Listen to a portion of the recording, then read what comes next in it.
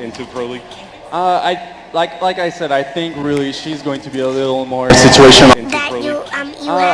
Like I said, I think really she's going to be a little more situational. She's strong, although like Saw dudes, Operation White Noise is dropping tomorrow, and I've got to say, I feel kinda bad for Valkyrie, and to a lesser extent Ashe mains.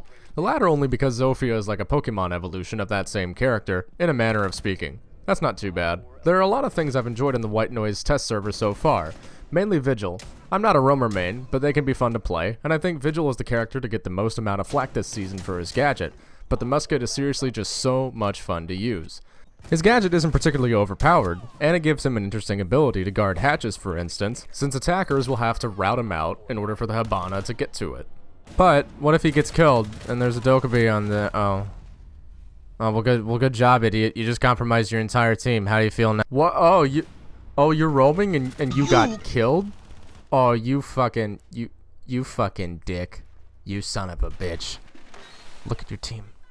Look at it. You see what you've done?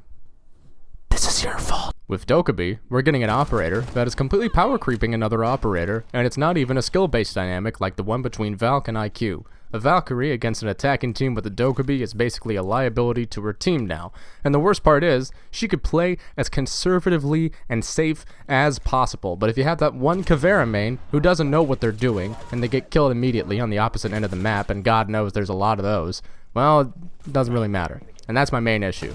My problem with Dokkaebi isn't that Valkyrie is countered. My problem with her is that Valkyrie basically becomes less than optimal with no mistakes being made on the part of the player other than picking her in the operator screen. Also, I'm kind of bugged out by the whole precedent of these new ops getting all sorts of little side abilities in addition to the ones they already have, and before they've existed pretty logically, like Doc can pick himself up from down but not out because he has a stim pistol. Zofia is just... is tough? Or something? What does that even have to do with her ability? There's no correlation. She has a grenade launcher. She just gets really mad, just goes Super Saiyan, like, ah! Further beyond!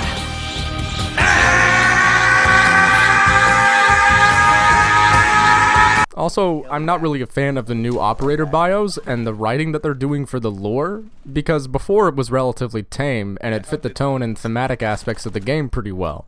Like, you read off Thatcher's bio and it's like, Baker enlisted for military service on his 18th birthday, a veteran of 3 wars.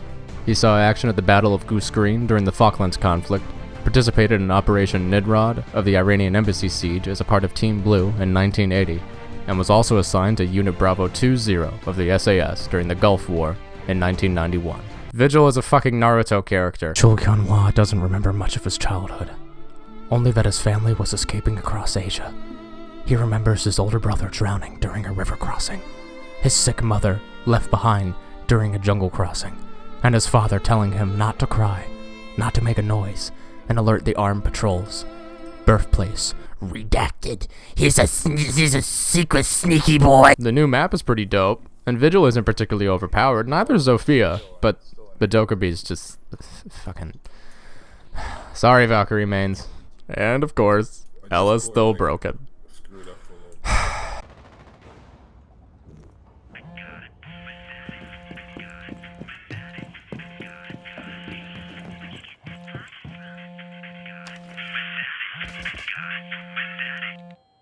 See you all in the next season. Deuces.